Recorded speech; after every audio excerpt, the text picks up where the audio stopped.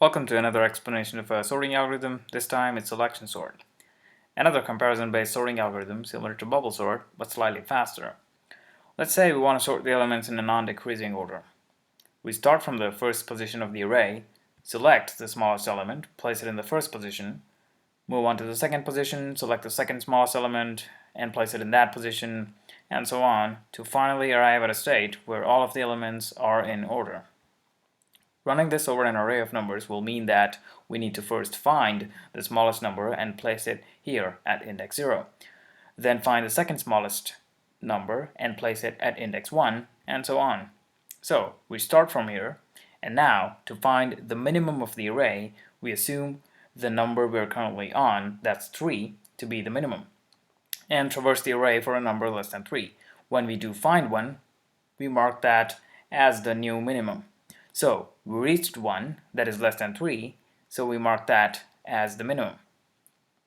We won't be done until we reach the end of the array because we are greedy, hoping for another number to be less than this one.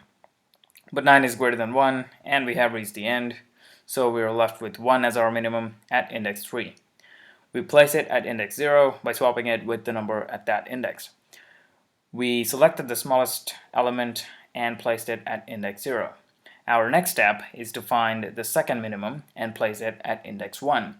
We find the second minimum by starting our comparison from index 1, considering only the remainder of the array and repeating the process. The minimum of these numbers is going to be the second minimum, as the first minimum will not be considered.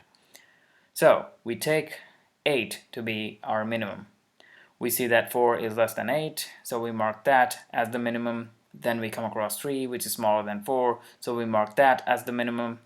9 is greater than 3, and we reach the end of the array. So 3 becomes our second minimum. We swap it with the number at index 1, and continue the process until all of the numbers get the right place. We'll be left with the array sorted in a non-decreasing order. You can think of what change could make this algorithm sort the array in a non-increasing order as an exercise. Okay, let's have a brief look at the C code for this algorithm. We have this outer loop. In its every iteration, we assume that the number at I is the minimum and store that index in a different variable. And we set out an inner loop on the array starting from I to find the index of its minimum. Then swap the number at I with the number found at min index. Selection sort does only one swap in every iteration of the outer loop, unlike bubble sort, which can result in multiple swaps. And that's what makes this algorithm slightly faster than bubble sort. That's about it for this one. Thanks for watching.